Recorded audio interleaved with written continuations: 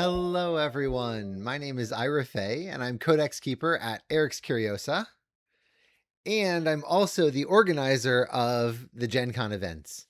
And I'm so excited to get to share this game with you today. This is the finals of the Constructed Championship at Gen Con. It is a grand contest, and we did not have a top cut. So these are people who are just straight up 6-0. They've made it to the final table. It's a 7-round tournament. Go 7-0 to win. So let's jump into the game, and I'll talk more about it as we go. So looking here, we have Avatar of Air against Imposter. So Avatar of Air is being played by Erika, and Imposter is being played by Marcus. I was told afterwards that these two players know each other. They're partners, and they both made the final table. So that's pretty incredible. Congratulations to both of them. And my sense is that they have played against each other quite a bit. They know this matchup well because they've practiced. So we are using the second player seer rule, and I believe that Erika won the die roll. So Avatar of Air is going first. And we can expect that Avatar of Air is probably the more aggressive deck. They will likely be trying to put on early game pressure, get in a bunch of damage as fast as possible. And Imposter is much stronger in the long game because of the Avatar ability being able to generate so much card advantage. All right, so obviously a pretty strong start from Erika with the Ring of Morrigan. We also see Mock Court come down. I don't know how much of a difference that will make in this game if Imposter is playing ordinary minions, but we know that Mock Court can be quite effective against Necromancers, and there were certainly Necromancers in the field at Gen Con. It was a 125-person tournament, maybe 126, something like that, and Necromancer was the most popular avatar. Seeing the Wuthering Heights show up, that's quite good. That is a very central location, allowing a lot of mobility for any minion that gets placed there. And now, what happened? Chaos Twister! So we were all pretty shocked by this. There was literally a tornado warning at Gen Con, and the ceiling started to leak, and we had to literally move from the venue. And you can see that we have now repositioned ourselves into a new space, new playmat, but we took pictures of everybody's hands and we continued accordingly. So we can see that Marcus was able to play a Vindictive Nation, quite relevant against certain matchups. I'm not sure that Erika's deck as Avatar of Air will be doing that much to mess with the Imposter sites, but Vindictive Nation is good in that way. And we see that Avatar of Air, this is an air and water list. And so the power of Avatar of Air being able to move other units, not just herself, but other units, allows for this significant benefit for sites like Troll Bridge or Bottomless Pit or the Void or something like that. So possibly, I don't know, okay, using Wuthering Heights to push the Stygian archers up. Now, that's an interesting choice. I'm not sure that I would have needed to do that this turn. Maybe it's fine. That it allows them to literally attack into the Imposter and get into better position in the following turn. So maybe thinking quite far ahead.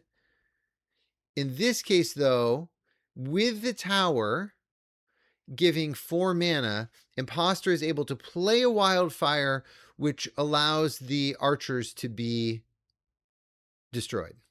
So had the archers stayed back just one more turn, maybe this particular line of play would not have been as productive for the Imposter, but that does take care of the archers. So Imposter is really just trying to survive this early game.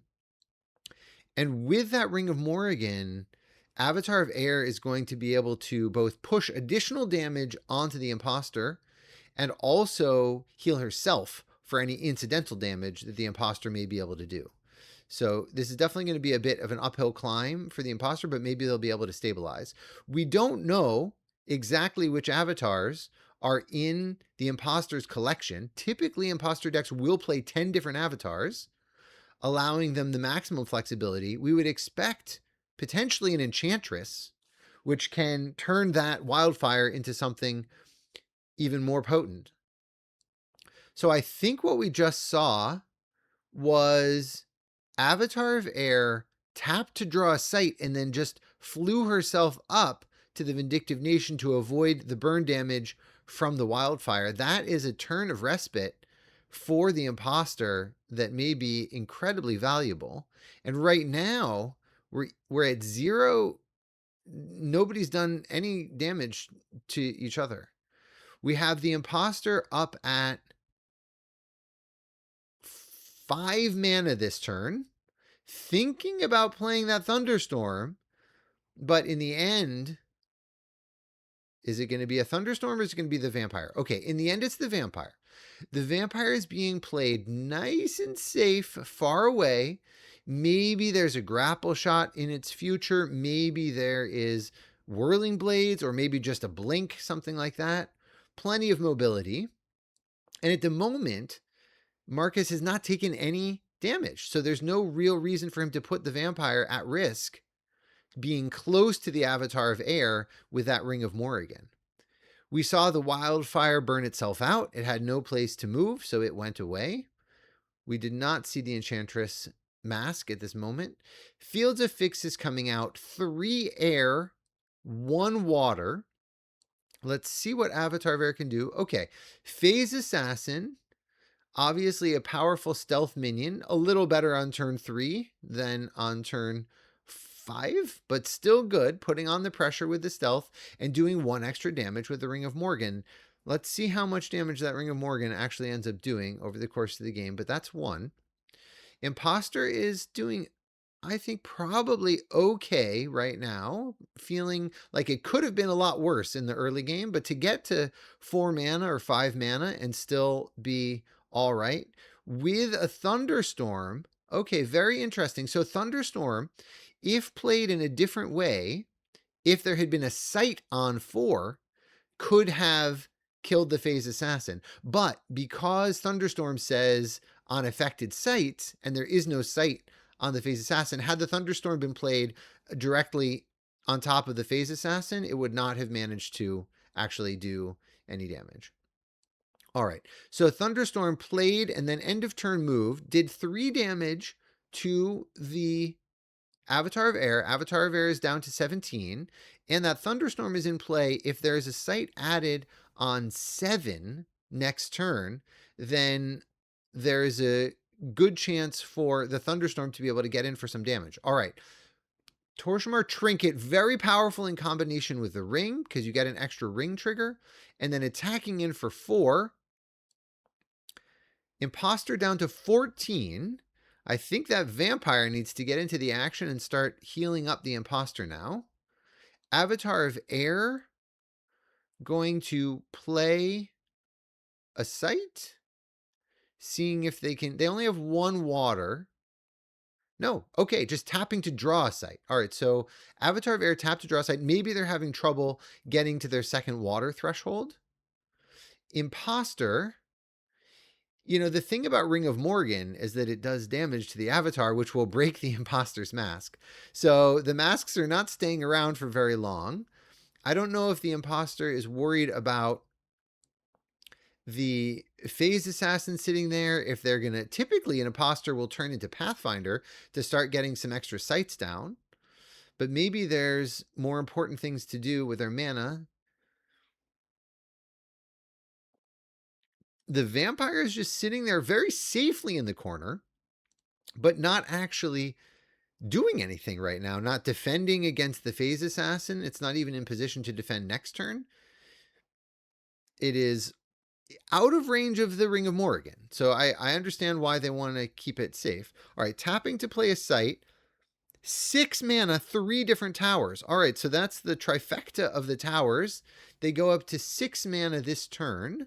Let's see what they can do. Thunderstorm has 2 charges left, and it's going to hit directly on the Avatar of Air. All right, Enchantress, 3 mana spent by Imposter, turning into Enchantress temporarily. And now they still have 3 mana left to cast a spell. Ah, okay, beautiful. Arcane Barrage for 3, exactly what they needed to kill the Phase Assassin, animating the Thunderstorm. Thunderstorm can swing in. Now note that the Thunderstorm was already on the Troll Bridge, so it did not enter the Troll Bridge. It simply was animated and did not have to deal with any concerns related to the Troll Bridge. Attack for 4, bringing the Avatar of Air down to 14. Die roll, that was important because the Thunderstorm had a chance of hitting itself because it was animated. So it had a chance to hit itself, and it looks like it did hit itself and not the Avatar of Air. It had no damage on it. So it took 3. It has 4 power, so it was okay. It didn't die, but obviously getting that 3 extra damage onto the Avatar of Air would be quite nice for the Imposter player. So it is right now 14-14, but that vampire is just sitting there in the corner.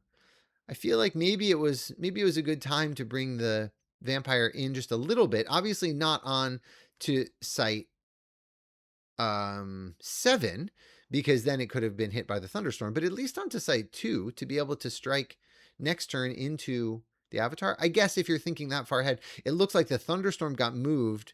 No. Avatar of Air blew the thunderstorm because it was animated, blew the thunderstorm using Wuthering Heights. And maybe the imposter player was thinking that far ahead, knowing that the thunderstorm was eventually going to be there, keeping the vampire just out of harm's way. Okay, so we finally got a second water threshold, quite deep into the game at this point for Avatar of Air, playing Thin Ice back because the Fields of Fixus would have silenced it if it was up. And that is another site that Avatar of Air can use quite productively. In this case, not productive because of the positioning of Fields of Fixus, but generally it can be useful. Get the Sacred Stag down, get 2 different pings, one with the trinket, one with the stag, healing up to 16, taking Imposter down to 12.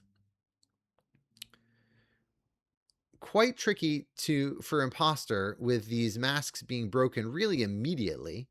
The nice thing about Enchantress, in a game where Imposter is not immediately taking damage, you can turn into Enchantress one turn, animate an aura, and then the following turn you can cast a spell again using the Enchantress's ability and change it into another mask if you want. All right, so we see Pathfinder coming down. That is 3 mana to turn into the Pathfinder, getting out of harm's way from the thunderstorm, and then playing a Sphere of Animosity, locking the Avatar of Air onto fire sites. All right, so that is certainly good, locking the Avatar of Air onto fire sites, but now what about that vampire? Again, still sitting in the corner. I think talking to Marcus after the game, he said, you know what, I probably should have put that sphere a little bit differently because now I am also in that sphere and now I can't be protected.